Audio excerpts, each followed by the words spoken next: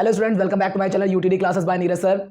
And today we are continuing our chapter height and distance of class 10th. So this is the question number 7 of the height and distance chapter number 9 of class 10. From the point on the ground, the elevation of the bottom and the top of the transmission tower fixed at a 20-meter tall buildings are 45 degree and 60 degree respectively. Find the height of the tower. कह रहा है कि एक building है जो कि 20 metre की height है बिल्डिंग की. This is the building which is 20 metre height और यहाँ से एक कुछ दूरी पर, ठीक है, कुछ दूरी पर एक पॉइंट है. इस बिल्डिंग के ऊपर यहाँ एक टावर लगा हुआ है. मैं टावर को डैश डैश बना रहा हूँ. ये टावर है. कह रहा है यहाँ से एक बार टावर के टॉप को देखा जा रहा है और एक बार टावर के बॉटम को देखा जा रहा है. ठीक है, bottom and the top of the transmission tower.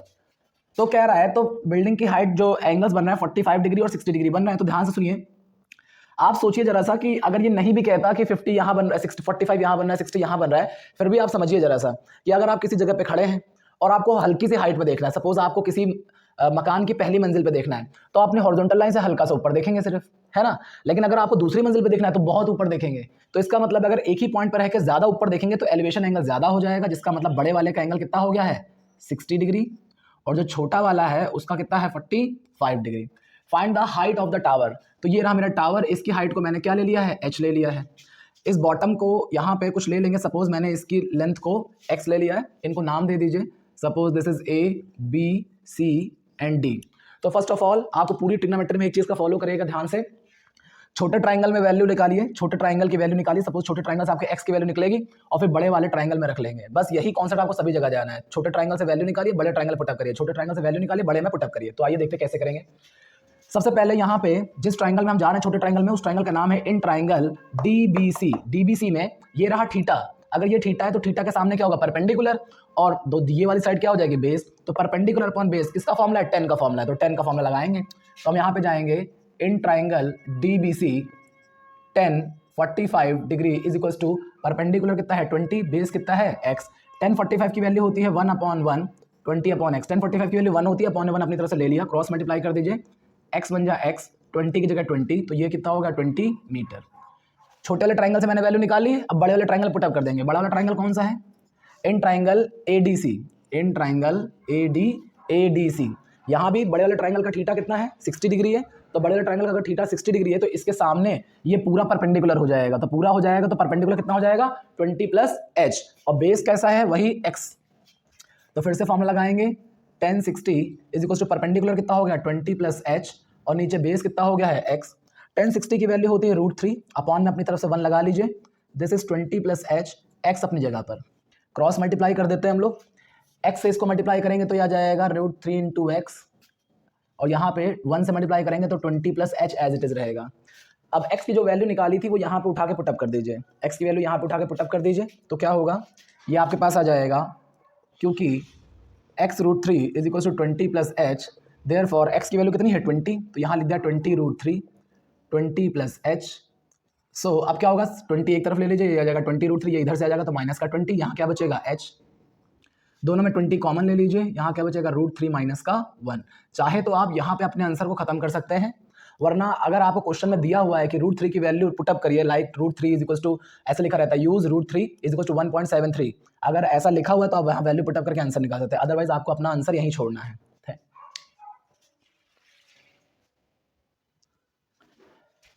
So student, this is the question number 10 and it is a very important question. ये बोर्ड एग्जाम में लगभग 2 या 4 बार आ चुका है. इस क्वेश्चन को बहुत ध्यान से समझिएगा क्या है, ठीक है. क्वेश्चन कुछ इस तरीके से है कि there are 2 poles of a equal heights. 2 pole हैं और दोनों इक्वल हाइट के हैं and they both are standing either of the roads. और ये दोनों रोड के एक उस तरफ खड़ा है और एक रोड के इस तरफ खड़ा है. एक ऐसी रोड जिसकी लेंथ 80 मीटर की है. कह रहा है इस रोड के बीच में, बिटवीन द रोड, बिटवीन शब्द का मतलब बीच में कहीं भी हो सकता है. मैथ में बीचों बीच का मतलब मिड पॉइंट होता है, ना कि बिटवीन होता है. तो बिटवीन दोनों पोल्स के बिटवीन में हमें एक पॉइंट लेना है. तो पॉइंट कहीं भी ले सकते हैं. सपोज मैंने ये पॉइंट इस जगह लिया हुआ है और मेरे पॉइंट का नाम P है. अब इसने बोला है इस पॉइंट से एक बार एक पोल को देख रहे हैं, दूसरी बार दूसरी पोल को देख रहे हैं और एंगल आपके बन रहे हैं 30 डिग्री और 60 डिग्री के एलिवेशन है. तो आपसे कह रहा है कि इनकी हाइट बताइए और ये भी बताइए कि ये पॉइंट इस वाले पोल से कितनी दूर है और ये वाला पॉइंट इस वाले पोल से कितनी दूर पर है. तो ध्यान से देखते हैं क्वेश्चन को हम लोग बनाते हैं. ध्यान से कहिए. कह रहा है एक रोड है, 80 मीटर वाइड रोड है. तो ये 80 मीटर की एक वाइड रोड है. This is the 80 metre wide road and there is a point P. ठीक है, there is a point P और इस पॉइंट से एक बार इस पोल को देखते हैं और एक बार इस वाले पोल को देखते हैं। तो यहाँ पे जो एंगल बनेगा एलिवेशन, एक एंगल एलिवेशन यहाँ बनेगा। एलिवेशन एंगल बन कितने रहे हैं 30 डिग्री और 60 डिग्री। अभी मैंने जस्ट पिछले क्वेश्चन में आपको बताया था, अगर आपको अपने हॉरिजॉन्टल से, या आपकी आंखों का हॉरिजॉन्टल है, हॉरिजॉन्टल से थोड़ा ऊपर देखना पड़ेगा तो छोटा एंगल, ज़्यादा ऊपर देखना पड़ेगा तो बड़ा एंगल। अब आप सोचिए कि आप एक बिल्डिंग के काफ़ी नज़दीक खड़े हैं, एक बिल्डिंग है बहुत ऊंची सी और आप उसके बिल्कुल नज़दीक खड़े हो जाइए और मैं आपको बोलूँ कि टॉप फ्लोर देखना है आपको, तो आपको बहुत ऊपर देखना पड़ेगा। लेकिन मैं आपसे बोलूँ कि थोड़ा सा पीछे हो जाइए, आप थोड़ा सा पीछे हो जाइए, तब मैं बोलूँ टॉप देखो, तो आपको ज़्यादा ऊपर गर्दन नहीं उठानी पड़ेगी। इसका मतलब है जो बिल्डिंग के ज़्यादा नज़दीक होता है उसका एंगल बड़ा होगा 60 डिग्री, और जो बिल्डिंग से दूर है उसका एंगल क्या होगा, छोटा होगा। इन क्वेश्चनों में आप अपने आप को इमेजिन करिएगा उस पॉइंट पे आप हैं और सोचिएगा कि किसका एंगल कहाँ है। इस क्वेश्चन में ये नहीं बताया कि कौन सा 30 कहाँ बनेगा, कौन 60 कहाँ बनेगा। तो ये हमारा पूरा का पूरा क्वेश्चन हो गया है। दो पोल्स हैं, दोनों की हाइट सेम है, ये भी h हो गया है तो ये भी क्या हो गया है, h हो गया है। सपोज दैट यहाँ से यहाँ तक की डिस्टेंस x ले ली है मैंने, तो यहाँ से यहाँ तक की डिस्टेंस 80 माइनस एक्स हो जाएगा। कैसे, टोटल हाइट अगर 80, टोटल अगर डिस्टेंस 80 है तो ये x है, तो ये क्या हो जाएगा 80 माइनस एक्स। तो फिर से वही कॉन्सेप्ट, छोटे ट्राइंगल से वैल्यू निकाल के बड़े में पुटअप करना होता है, किसी एक ट्राइंगल से वैल्यू निकाल के दूसरे में पुटअप करना होता है। तो देखिए नाम दे देते हैं, मान लो इस ट्राइंगल का नाम मैंने दे दिया ए बी और इसका नाम दे दिया यहाँ पे सी डी, तो इस ट्राइंगल का नाम हो गया ए बी पी और उस वाले ट्राइंगल का नाम हो गया है सी डी पी। तो पहले मैं ट्राइंगल ए डी पी में जाऊँगा, in triangle A D P, A D P में गए तो ये रहा थीटा, थीटा के सामने ये परपेंडिकुलर, ये बेस, परपेंडिकुलर पर बेस 10 का फॉर्मूला लगेगा, तो दिस इज 1060, परपेंडिकुलर कितना है h, बेस कितना है x, 1060 की वैल्यू √3/1 अपनी तरफ से ले लीजिए, h upon x cross multiply करिए तो ये h इज इक्वल्स टू क्या आ जाएगा, x√3। ये होगी मेरी इक्वेशन नंबर 1। मैंने h की वैल्यू निकाली x में, इस क्वेश्चन में आप h निकालो चाहे x निकालो कोई बात नहीं, क्योंकि दोनों ही चीज़ें आपको फाइंड आउट करनी है। अब मैं दूसरे ट्राइंगल में चला जाऊंगा, इन CDP, इन ट्राइंगल CDP। अब अगर मैं CDP में चला जाऊंगा तो वहां पे भी वही सेम है, क्योंकि ये थीटा है, थीटा के सामने परपेंडिकुलर है, ये रहा मेरा बेस, तो 10 theta 1030 is equals to perpendicular upon base में कितना है 80 माइनस एक्स। 1030 की value 1/√3 h upon 80 minus x, cross multiply करिए, h को √3 से करेंगे तो आ जाएगा h√3, इससे 1 से करेंगे तो ये एज इट इज रहेगा। h की जगह पे h की वैल्यू पुटअप कर दीजिए, तो कर देते हैं। h की जगह पे मैंने लिख दिया x√3 और ये वाला √3 अपनी जगह पे है और ये 80 minus x, √3 into √3 only 3 into x 3x is equals to 80 minus x. X आ रहे एक तरफ का लीजिए तो ये यहाँ से इधर आएगा तो प्लस का x इज इक्वल्स टू 80, ये आ जाएगा 4x equals to 80, x equals to 80 upon 4, so x की वैल्यू कितनी हो जाएगी 20 मीटर। तो मैंने x की वैल्यू निकाल ली है, अब x की वैल्यू उठाकर मैं कहाँ रख दूंगा, इक्वेशन 1 में। तो इन इक्वेशन 1 x की वैल्यू रख दीजिए, h is equals to x√3, equation 1 है, x की जगह पे x की वैल्यू रखिए विच इज 20, तो दिस इज 20√3 मीटर। तो पोल्स की हाइट तो निकल आई, पोल्स मेरा h थे तो 20√3 मीटर ये वाला पोल भी होगा, 20√3 मीटर वो वाला पोल भी होगा। अब दूसरी बात आती है कि ये जो पॉइंट है इस वाले पोल से कितना दूर है, उस वाले पोल से कितना दूर है। तो देखिए ए बी पोल से तो ये कितना दूर है 20 मीटर दूर है, तो सी डी पोल कितना दूर होगा 60 मीटर होगा। तो ऐसे निकालेंगे, क्योंकि बी पी कितना है x which is 20 metre, therefore P D कितना होगा, वो है 80 minus x, this is 80 minus 20 equals to 60 metre. So this is your answer. तो बहुत ही question number 11 which is also most important question of this exercise, आपको बोल रहा है क्वेश्चन नंबर 11 में कि देयर इज अ पोल, हमारे पास एक टीवी टावर है, हमारे पास एक टीवी टावर है और ये टीवी टावर जो है एक कनाल के एक साइड में लगा है, तो ये कनाल मान लेते हैं, ये जो है मेरी कनाल है। तो कनाल में इस पॉइंट का नाम ले लेते हैं ए बी और ये ले लेते हैं सी, तो ये कनाल है। इस कनाल पे खड़े होकर के अगर मैं टीवी टावर के टॉप को देखूंगा तो वो कह रहा है 60 डिग्री का एलिवेशन बनेगा। फिर कह रहा है कि आप इसी पॉइंट पे खड़े होके कनाल की बैंक के खड़े होकर के 20 मीटर अवे चलिए, इससे अवे मतलब होता है दूर जाइए, तो 20 मीटर हम और आगे आ गए, यहाँ आ गए हम 20 मीटर। कह रहा है यहाँ से खड़े होकर फिर से टीवी टावर को देखिए, तो यहाँ से खड़े होकर हम फिर से टीवी टावर को देखते हैं, तो कह रहा है कि अब एलिवेशन 30 डिग्री का बन जाएगा। कितना मीटर चले हम लोग, 20 मीटर चले, इस पॉइंट को मैंने डी ले लिया। तो कह रहा है find the distance of canal, ये जो कनाल है इसकी लेंथ कितनी हो जाएगी। तो इस टीवी टावर की हाइट को मैं h ले लेता हूं। कॉन्सेप्ट फिर से वही है, एक ट्राइंगल से वैल्यू निकालेंगे, छोटे वाले से बड़े वाले में पुटअप कर देंगे। नॉर्मल सा क्वेश्चन है, ध्यान से देखिए इसको। तो सबसे पहले हम जाएंगे in triangle A B C में, ए बी और सी में, ए बी सी में ये रहा थीटा, थीटा के सामने ये परपेंडिकुलर, ये क्या रहा बेस, परपेंडिकुलर बेस 10 थीटा का फॉर्मूला लगेगा। तो दिस इज 1060, परपेंडिकुलर कितना है h, बेस कितना है x, 1060 की वैल्यू क्या होती है √3 अपॉन 1 ले लीजिए, h अपॉन x हो जाएगा, क्रॉस मल्टीप्लाई कर दीजिए यहाँ से, तो ये आ जाएगा h x√3, ये वैल्यू हो गई। इक्वेशन 1 बना लीजिए इसको। बड़े वाले ट्राइंगल में चले जाइए। बड़ा वाला ट्राइंगल कौन सा है? ABD। इन ट्राइंगल ABD में चले गए तो यहाँ पे भी वही चीज़ है। थीटा कितना है? 30, तो परपेंडिकुलर वो रहा, और बेस कितना रहा? 20 प्लस एक्स। तो परपेंडिकुलर कितना है? h, ये बेस कितना हो गया? 20 प्लस एक्स। आप चाहें तो यहाँ से x की वैल्यू निकाल लीजिए, ताकि आप डायरेक्ट पुटअप कर दें x की वैल्यू यहाँ पे, क्योंकि हमें इस बार h फाइंड आउट करना है। तो एक स्टेप और बढ़ा लेंगे, x इक्वल टू क्या हो जाएगा? h/√3। ये हो जाएगी मेरी इक्वेशन नंबर 1। इसको हटा दीजिए यहाँ से। अब हमारे पास क्या हो जाएगा? अब हमारे पास यहाँ पे वैल्यू पुटअप करेंगे। 1030 की value 1/√3, this is h, 20 plus x, cross multiply कर दीजिए तो ये यहाँ पे आ जाएगा h√3। इसको मल्टीप्लाई करेंगे आ जाएगा 20 प्लस एक्स, तो ये आ जाएगा h√3, ये आ जाएगा 20 प्लस एक्स की वैल्यू क्या है? h/√3। सारे h एक तरफ कर लीजिए, तो कर लेते हैं। यह आ जाएगा h√3, ये इधर आएगा तो h/√3 इज इक्वल टू 20। इनमें अपॉन है 1 लेके एलसीएम ले लीजिए। इन दोनों में एलसीएम लेंगे तो √3 एलसीएम हो जाएगा। 1 से √3 को डिवाइड करेंगे तो √3 आएगा। √3 से ऊपर मल्टीप्लाई करेंगे तो √3 इंटू √3 3 हो जाएगा। h अपनी जगह पे रहेगा। माइनस √3 से √3 डिवाइड करेंगे 1 इंटू h करेंगे तो खाली h आएगा, यहाँ पे आ जाएगा 20। ये √3 इधर जाके क्या हो जाएगा? मल्टीप्लाई हो जाएगा। तो ये हमारे पास बचेगा 3h माइनस h, ये हो जाएगा 20√3। ये उधर जाके मल्टीप्लाई हो गया है, तो 3h में से एक h जाएगा, बचेगा 2h, 20√3। h is equal to 20√3, ये 2 इधर नीचे आ जाएगा, इससे इसको कैंसिल कर देंगे, ये आ जाएगा 10√3। या तो आप यहाँ पे आंसर छोड़ दीजिए, अगर आप यहाँ नहीं छोड़ रहे हैं तो √3 की वैल्यू रख दीजिए। तो √3 की वैल्यू 1.732 होती है, रख दीजिए। अगर 10 से मल्टीप्लाई करोगे तो 17.32 मीटर की इसकी height of the TV tower आपके निकल आएगी। तो this is the important question, this is the very interesting question.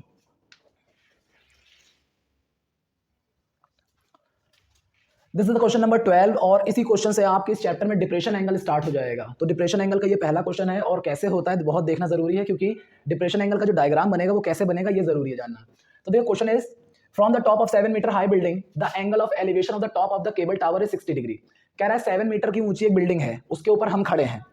लिखा है ना from the top of 7 metre, from the top यानी कि 7 मीटर ऊंची बिल्डिंग से, तो 7 मीटर ऊंची बिल्डिंग पे यानी कि हम खड़े हैं। The angle of elevation of the cable tower is 60 degree. वहां से मैं कोई केबल टावर देख रहा हूं। इस पूरे चैप्टर में एक बात याद रखिएगा, टावर हमेशा ही बिल्डिंग से ऊंचा माना जाएगा। तो केबल टावर लगा है, उसको मैंने देखा टॉप पे, तो 60 डिग्री का एलिवेशन एंगल आ गया। And the depression of its feet, और उसी टावर के पैर को देखा। टावर जमीन में लगा होगा, मैं 7 मीटर ऊंची बिल्डिंग पे खड़ा हूं, वहां से मैं टावर के फुट को देखूंगा तो एलिवेशन से नीचे देखना पड़ेगा, तो वहां पे कौन सा एंगल आएगा? डिप्रेशन एंगल आएगा। डिप्रेशन कितना है? 45 डिग्री है। तो इस कंडीशन में आपको टावर की हाइट फाइंड आउट करनी है। तो ध्यान से देखते हैं इस फिगर को कैसे बनाएंगे। This is the 7 metre high building, this is the 7 metre high building. यहाँ पे हम खड़े हैं, तो ये रहा हमारा हॉरिजॉन्टल जोन, जहाँ पे हमारी आंखें देख रही बिल्कुल सीधा स्ट्रेट लाइन। यहाँ पे एक टावर खड़ा हुआ है, इस जगह पे एक टावर है। तो यहाँ से एक बार टावर के टॉप को देखा गया है, तो यहाँ पे एलिवेशन बन रहा है 60 डिग्री का, 60 डिग्री का एलिवेशन बन रहा है।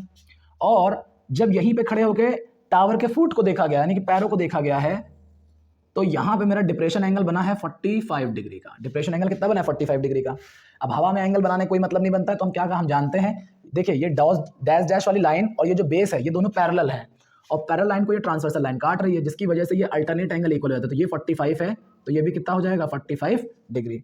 तो अब इसका मतलब है ये वाले एंगल की हमें कोई रिक्वायरमेंट नहीं है। अब ध्यान से देखिए, इस क्वेश्चन में हमसे पूछा है find the height of the tower, tower की हाइट कितनी है। तो सबसे पहले ध्यान से देखिए, ये बिल्डिंग 7 मीटर की है और ये पूरी लाइन पैरेलल है, पैरेलल लाइन के बीच की डिस्टेंस सेम होती है। इसका मतलब अगर ये 7 है तो ये भी कितना हो जाएगा? 7 मीटर। इसके ऊपर की डिस्टेंस को हम h मान लेते हैं, तो उसके ऊपर के डिस्टेंस को मैंने h मान लिया है। अब इस h की वैल्यू फाइंड आउट कर लीजिए और h में 7 जोड़ दीजिए, आपकी total height of the cable tower निकल आएगी। तो हम इनके नाम दे देते हैं, this is A, B, C, D, और ये हो गया मेरे पास में E। तो सबसे पहले किसी और, यहाँ बेस नहीं मालूम है तो बेस को x ले लीजिए। अगर ये x हो जाएगा तो ये भी कितना हो जाएगा आपके पास में? ये वाली लेंथ भी x हो जाएगी।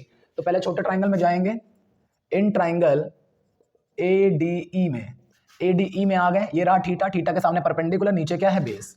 तो दिस इज 1060, परपेंडिकुलर कितना है? h, बेस कितना है? x। 1060 की वैल्यू √3/1 अपनी तरफ से ले लीजिए, h/x। यहाँ से यह आ जाएगा x√3 is equals to h, तो x इक्वल्स टू आ जाएगा h/√3। ये होगी इक्वेशन नंबर 1। मैंने x की वैल्यू फाइंड आउट करी है। जिस क्वेश्चन में आपको h निकालना हो सिर्फ, वहां पे आप x की वैल्यू ही निकाला करिए। अब मैं दूसरे ट्राइंगल में आ जाऊंगा। ये वाला जो ट्राइंगल है हमारे पास में, इस ट्राइंगल में, in triangle ABC, in triangle ABC, इसमें भी ये थीटा ये है, तो ये रहा परपेंडिकुलर, ये रहा बेस, यहाँ भी 10 का ही फॉर्मूला लगेगा। तो दिस इज 1045 परपेंडिकुलर कितना है 7, बेस कितना है x। 1045 की वैल्यू 1/1 रख लीजिए, जैसे 7/x क्रॉस मल्टीप्लाई करिए, x बन जा x, 7 बन जा 7, तो x की वैल्यू 7 मीटर निकल आई है। Put this value in the equation number 1। In equation 1 x is equals to h/√3, तो x की जगह पे x की वैल्यू रख दीजिए विच इज 7, ये हो गया h/√3, क्रॉस मल्टीप्लाई कर दीजिए, h बन जा h और ये आ जाएगा 7√3 मीटर। तो ये मेरे h की वैल्यू फाइंड आउट हो गई, h ये ऊपर वाला। अब हमें पूरी हाइट चाहिए, तो हम जानते हैं height of cable tower is equals to कितना है h+7 है, पूरा h यहाँ तक का और ये 7, ये पूरा जुड़ेगा तब केबल टावर आएगा।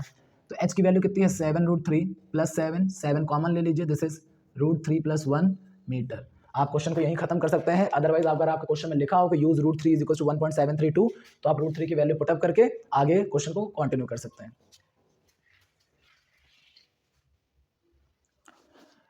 This is the another important question, which is question number 13 of this exercise, in which a 75-meter high lighthouse, मैंने इस क्वेश्चन को शॉर्ट में लिखा है यहाँ पे क्योंकि समय बर्बाद ना हो, तो ध्यान से देखिए, एक 75 मीटर का हाई लाइट हाउस है, एक ऊंचा सा लाइट हाउस है 75 मीटर का, तो this is our 75 metre high lighthouse, और 2 डिप्रेशन एंगल्स बन रहे हैं, 2 डिप्रेशन एंगल्स हैं यहाँ पे, एक 30 डिग्री का, एक 45 डिग्री का, of 2 ships behind each other, 2 नाव हैं जो कि एक दूसरे के पीछे हैं, तो एक को यहाँ मान लेते हैं और एक को हम शिप को यहाँ मान लेते हैं। तो find the distance between 2 ships, हमें इन दोनों शिप्स के बीच की दूरी निकालनी है। तो इस क्वेश्चन में क्या है, ध्यान से सुनिएगा, एक 75 मीटर का एक लाइट हाउस है। लाइट हाउस वो होते हैं जो समुद्र में जहाज़ों को रास्ता दिखाते हैं कि वो किसी चट्टान से ना टकरा जाए।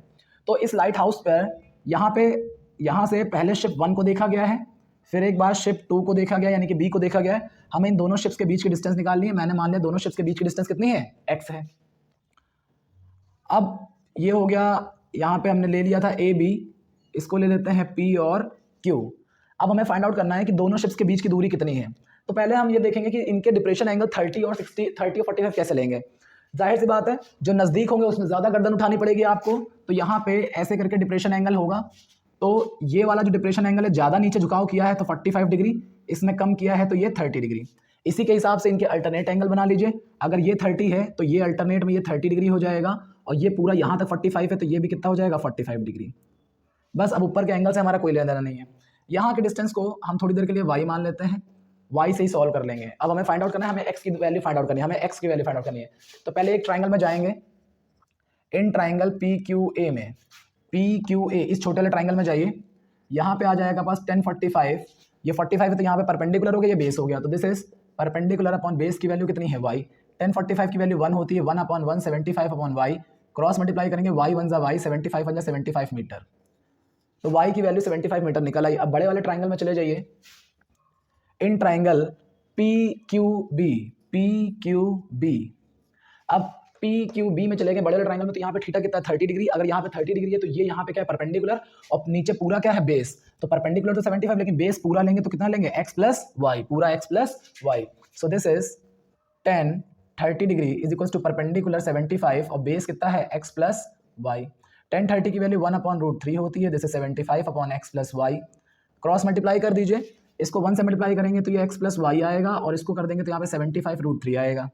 ऑलरेडी हम लोग y की वैल्यू फाइंड आउट कर चुके हैं, तो y की वैल्यू यहाँ पुटअप कर दीजिए, तो x + 75 is equal to 75√3, x is equal to 75√3, उधर जाएगा तो -75, यहाँ पे 75 कॉमन ले लीजिए, तो क्या आ जाएगा √3 - 1 मीटर। एनसीईआरटी यहीं पे क्वेश्चन छोड़ देगी। अगर आपको √3 की वैल्यू क्वेश्चन में गिवन हो, जब गिवन हो सिर्फ तभी ऐसा करिएगा।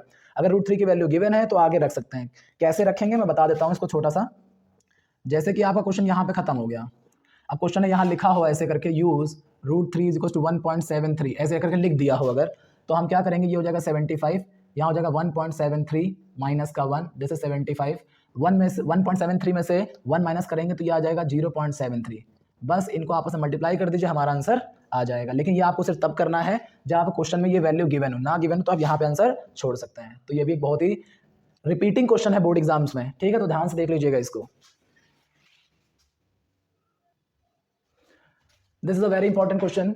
इन this question a 1.2 metre tall girl, एक 1.2 मीटर की लंबी लड़की है जो कि मूविंग बलून, जो कि एक हॉरिजॉन्टल लाइन में मूव कर रहा है, उस बलून को देख रही है। उस बलून की हाइट जो है is 88.2 metre from the ground. जमीन से वो बलून की सीधी हाइट जो है, मतलब एकदम सीधी नापेंगे वो कितनी है 88.2 मीटर की है। ये लड़की उस बलून को देख रही थी, उसने उस बलून को पहली बार जब देखा तो 60 डिग्री का एलिवेशन एंगल बन गया, 60 डिग्री का एलिवेशन एंगल बन गया।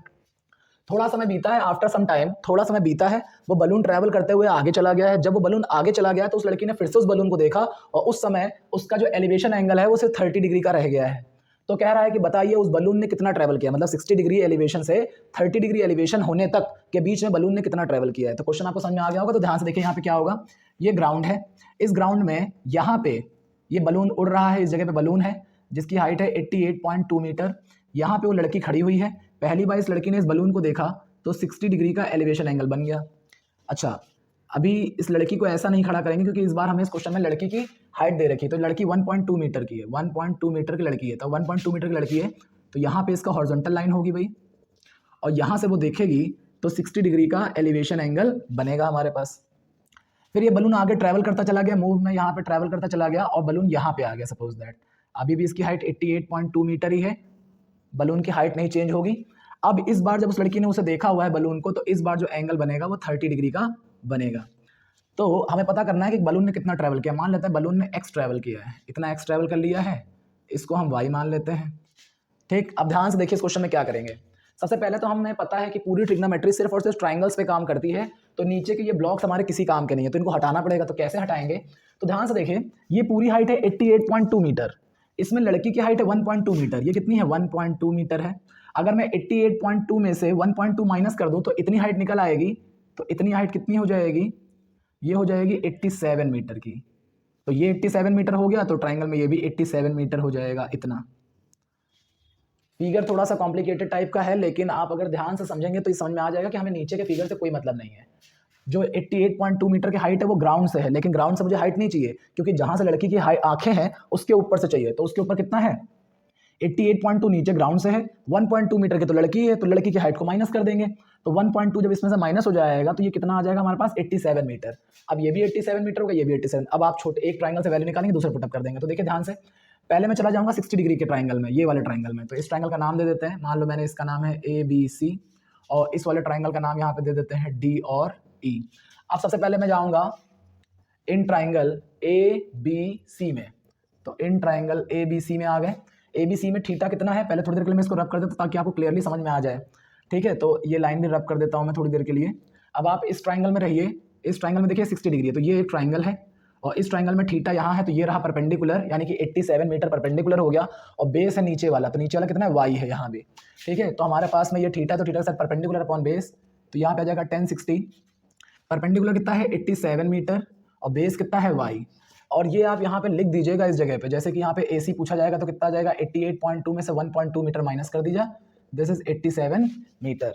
ठीक है, तो 1060 की वैल्यू होगी √3/1, 87 अपॉन y, क्रॉस मल्टीप्लाई कर दीजिए, y इक्वल्स टू क्या आ जाएगा 87 अपॉन में √3। चाहे तो यहीं पे छोड़ सकते हैं इस क्वेश्चन, यहाँ पे y की वैल्यू मैंने निकाल ली। अब मैं बड़े ट्राइंगल में चला जाऊँगा। बड़ा ट्राइंगल कौन सा है, ये वाला है, ये वाला बड़ा ट्राइंगल है। ठीक है, और इसका जो एलिवेशन एंगल है वो कितना है 30 डिग्री का है। अब ये 60 डिग्री थोड़ी देर के लिए हटा देता हूँ मैं आपके लिए। तो इस वाले ट्राइंगल में चले जाएंगे, ट्राइंगल का नाम है triangle BDE। In triangle BD और E में, BD और E में, तो ये रहा थीटा 30 डिग्री, तो ये है परपेंडिकुलर 87 और बेस अब पूरा हो जाएगा कितना x प्लस y। तो this is 1030 is equal to perpendicular upon base. 1030 की वैल्यू कितनी है 1/√3, this is 87 upon x plus y, cross multiply करा दीजिए तो ये आ जाएगा x प्लस वाई, इसको मल्टीप्लाई करेंगे तो आ जाएगा 87√3। अब हम क्या करेंगे, y की वैल्यू रखी हुई है, y की वैल्यू पुटअप कर दीजिए। y की वैल्यू है 87 अपॉन में √3, दिस इज 87√3। ये पूरा उधर भेज दीजिए तो ये आ जाएगा x इक्वल्स टू 87√3। ये प्लस का नंबर उधर जाएगा तो माइनस में 87 अपॉन √3 हो जाएगा। इसके अपॉन 1 ले लीजिए, एलसीएम ले लीजिए, √3 में 1 एलसीएम लोगे √3, 1 से इसको मल्टीप्लाई कर डिवाइड करेंगे √3 बन जाए √3, तो √3 इंटू √3 हो जाएगा 87 लिखा रहने दीजिए, और √3 में √3 मल्टीप्लाई होगा 3 हो जाएगा, माइनस √3 से √3 को डिवाइड करेंगे 1 आ जाएगा, 1 से इसको मल्टीप्लाई करेंगे तो 87 आ जाएगा। सो दिस इज 87 इंटू √3 मल्टीप्लाई कर लीजिए, 3 7 21, कैरी ऑन टू 3 8 24 और 2 26, माइनस का 87 अपॉन में √3, माइनस कर दीजिए इसको, ये आ जाएगा, इसमें 11 में से 7 जाएगा, बचेगा 4, यहाँ बचेगा 5, यहाँ पे आ जाएगा 74, और यहाँ पे ये 1 बचा हुआ है, अपॉन में क्या है √3। √3 से ऊपर नीचे मल्टीप्लाई कर देते हैं क्योंकि हमें अपॉन में √3 नहीं चाहिए होता, क्योंकि √3 जो है वो डिनोमिनेटर में नहीं दिया जाता है, इसलिए हम उसका रैशनलाइज कर लेते हैं। तो रैशनलाइज करेंगे तो कितना आ जाएगा, ये ऊपर आ जाएगा 174√3 इंटू रूट थ्री 3 से इसको कैंसिल कर दीजिए, तो आ जाएगा 3 5 ज़ा 15, कैरी ऑन टू 3 8 ज़ा 24। एक्स की वैल्यू आ जाएगी आपकी 58√3 मीटर। यहीं पे आप अपने क्वेश्चन को खत्म कर सकते हैं, अदरवाइज आप √3 की वैल्यू पुटअप करके आगे वैल्यू को फॉरवर्ड कर सकते हैं।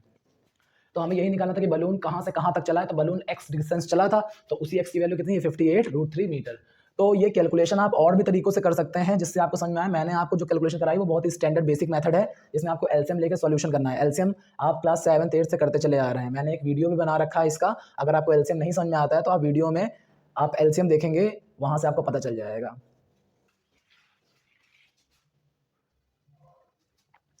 Hello student, this is the question number 15 और बहुत ध्यान से समझिएगा इस क्वेश्चन को, बहुत इंपॉर्टेंट क्वेश्चन भी है। इस क्वेश्चन में कह रहा है कि एक टावर लगा हुआ है और इस टावर से यहाँ पे एक रोड है। अब इस रोड पे टावर से यहाँ पे रोड पे एक कार है, हमारे पास ए नाम की एक कार है। सबसे पहले बार जब हम ऊपर से इस कार को देख रहे हैं तो यहाँ पे जो हमारा एलिवेशन एंगल बन रहा है वो 30 डिग्री का, वो डिप्रेशन एंगल जो बन रहा है वो 30 डिग्री का। अब यहाँ 30 बन रहा है तो यहाँ भी कितना बन जाएगा, 30 डिग्री का। फिर कह रहा है 6 सेकंड तक इस गाड़ी ने ट्रैवल किया है, कितने सेकंड तक, 6 सेकंड तक। तो यहाँ से यहाँ तक का 6 सेकंड तक ट्रैवल किया है कार ने, 6 सेकंड तक ट्रैवल किया और यहाँ पे पहुँच गई है। जब ये कार यहाँ पहुँच गई है तो फिर से हमने यहाँ पे डिप्रेशन एंगल बनाया है, तो ये डिप्रेशन एंगल कितना है, 60 डिग्री का है। तो अगर ये 60 है तो उसके अल्टरनेट की वजह से ये भी कितना हो जाएगा, 60 डिग्री हो जाएगा। अब हमसे इस क्वेश्चन में बोल रहा हुआ है कि हमें फाइंड आउट करना है कि और कितना टाइम लगेगा, यहाँ से यहाँ तक का मान लीजिए कि टी टाइम लगेगा, और कितना टाइम लगेगा कार जो है वो टावर के फुट पर पहुंच जाए। तो ये हमारा जो है वो क्वेश्चन है, बहुत ध्यान से समझिएगा इस क्वेश्चन को। देखिए इस पूरे क्वेश्चन में जो कुछ भी दे रखा है सब कुछ टाइम में दे रखा है, कहीं पे भी मीटर या सेंटीमीटर में क्वेश्चन नहीं आया। हम चाहें तो इसको डायरेक्ट टाइम के फॉर्मेट में ही कर सकते हैं, लेकिन हम पहले टाइम को कन्वर्ट करेंगे, इसमें डिस्टेंस के फॉर्मेट में कन्वर्ट कर लीजिए। तो अगर मान लीजिए मैंने यहाँ पे ए बी लिखा हुआ है, सी ले लिया है, मैंने यहाँ पे डी ले लिया है, तो सबसे पहले मैं क्या करूंगा, ये जो 6 सेकंड की जो 6 सेकंड में ट्रैवलिंग हुई इसकी डिस्टेंस फाइंड आउट करेंगे। तो कैसे फाइंड आउट करेंगे, ध्यान से देखते हैं। ऐसे लिखेंगे डिस्टेंस ऑफ ए बी की डिस्टेंस, तो एक फॉर्मूला आप लोगों को पता है, स्पीड इक्वल्स टू क्या होता है, डिस्टेंस अपॉन टाइम। तो अगर मैं यहाँ से डिस्टेंस की वैल्यू निकालूं तो डिस्टेंस बन जाए डिस्टेंस स्पीड इंटू टाइम, तो ये हो जाएगा एस इंटू टी। एस क्या होता है, स्पीड। अब स्पीड मैंने मान लेता हूं कि इस कार की जो स्पीड है वो v है। यहाँ पे एक चीज और लिखेंगे, let speed of car is v metre per second. तो स्पीड ऑफ कार कितनी है, v है। तो यहाँ पे अगर मैं डिस्टेंस निकालूंगा तो स्पीड आई है v, टाइमिंग कितनी है 6 सेकंड की, तो डिस्टेंस कितनी निकल आएगी, 6v निकल आएगी। यही 6v हम यहाँ पे रखेंगे, तो डिस्टेंस ऐसे निकालेंगे, डिस्टेंस इज इक्वल टू क्या होता है, स्पीड इंटू टाइम। ये रहा मेरा फॉर्मूला, स्पीड कितनी है v है, टाइमिंग कितनी है 6 सेकंड, आंसर कितना आ जाएगा 6v। तो ये 6v मीटर की डिस्टेंस हमारी ए बी निकल आई है। अब मैं यहाँ पे सी बी की डिस्टेंस निकालूंगा, सो सी बी कितना हो जाएगा, सी बी की डिस्टेंस भी वैसे निकलेगी, स्पीड इंटू टाइम से। स्पीड तो कार की चेंज नहीं हो रही, कार तो वही है, स्पीड वही कितनी है v, और नया वाला टाइम कितना वो मालूम नहीं, नए वाले टाइम को टी माना है तो वो टी ही रहने दीजिए। तो भैया जो सी बी होगा वो क्या हो जाएगा, वी टी मीटर। ठीक है, आप यहाँ पे मीटर नहीं भी लेंगे तो चलेगा, क्योंकि अभी हमारे पास में कोई यूनिट नहीं है। तो मुझे दोनों डिस्टेंसेस पता चल गई हैं। टावर की हाइट को मैं h ले लेता हूँ, कोई फर्क नहीं पड़ेगा इस बात से। अब ध्यान से देखिए क्या होगा, सबसे पहले छोटे ट्राइंगल में आ जाइए, in triangle B C D में आ जाइए, in triangle B C D में आ जाइए। तो बी सी डी में आ जाएंगे तो ये रहा थीटा, तो ये है परपेंडिकुलर, ये क्या है बेस, तो दिस इज 1060। परपेंडिकुलर कितना है h, बेस कितना है, बेस सी बी की वैल्यू ऑलरेडी कितनी है, वी टी है, सी बी की वैल्यू कितनी है यहाँ पे, अब ये वी टी हो गई है, और यहाँ की डिस्टेंस कितनी हो गई थी, 6v हो गई है। ये हमारे लिए टाइमिंग है सिर्फ। तो 1060 की वैल्यू √3/1 ले लिया, h की वैल्यू h ही रहेगी और vt अपनी जगह पे है, क्रॉस मल्टीप्लाई करिए तो h बन जा h, और यहाँ पे आ जाएगा √3vt। ये होगी क्वेश्चन नंबर 1, h की वैल्यू होगी √3vt। अब मैं बड़े ट्राइंगल में चला जाऊंगा, बड़ा ट्राइंगल कौन सा है, इन ट्राइंगल ACD में चले जाइए। तो दिस इज ट्राइंगल ACD में ये रहा थीटा, तो ये क्या है परपेंडिकुलर, ये पूरा क्या हो जाएगा बेस, बेस कितना हो जाएगा 6v प्लस vt। तो this is 1030 is equals to perpendicular upon base कितना है 6v प्लस का vt। 1030 की वैल्यू कितनी है 1/√3, ये हो जाएगा h 6v plus vt। Cross multiply कर दीजिए, इसको इससे मल्टीप्लाई करेंगे तो ये आ जाएगा h√3, इसको 1 से करेंगे तो ये आ जाएगा 6v प्लस का vt। h की जगह पे x की वैल्यू पुटअप कर दीजिए। हमें मालूम है पहले ट्राइंगल से जो भी वैल्यू निकालते सेकंड में पुटअप करनी पड़ती है। तो h की वैल्यू कितनी है 3vt और ये वाला √3 यहीं पे है 6v plus vt। √3 into √3 3vt plus का vt जब इधर आएगा तो माइनस का vt, यहाँ पे 6v रहेगा। 3vt में से एक vt चला जाएगा तो this is 2vt is equal to 6v। और मुझे सिर्फ टाइम फाइंड आउट करना है ना, यहाँ से यहाँ तक कितना समय लगा था हमें बस यही जानना है। तो t को यहीं रहने दीजिए, ये हुआ 6v और 2v नीचे चला जाएगा, v से v कैंसिल हो जाएगा, 2 3 जा 6। बिकॉज हमारा टाइम पहले क्वेश्चन में 6 सेकंड दे रखा था, इसलिए ये भी 3 सेकंड का आंसर आएगा। सो हमारी कार को 3 सेकंड्स का टाइम यहाँ से टावर तक पहुँचने में लगेगा। तो this is a very important question, तो इसको ध्यान से समझ लीजिए, ठीक है। और इसी के साथ हमारी ये जो एनसीईआरटी के जितने भी अच्छे क्वेश्चन थे वो मैंने आपको सारे लगवा दिए हैं। प्लीज़ इनकी बार बार रिपीटेशन करिए, क्योंकि इस चैप्टर से एक लॉन्ग क्वेश्चन आंसर आना ही आना है आपके पास डेफिनेट। और अगर वीडियो अच्छी लग रही हो, आपको सब कुछ समझ में आ रहा है, तो प्लीज़ वीडियो को लाइक करिएगा, कमेंट करिएगा, शेयर करिएगा, अपने दोस्तों को फॉरवर्ड कर दीजिए, क्योंकि उन्हें भी इसकी ज़रूरत है और ज्ञान बांटने से ही बढ़ता है। Thank you.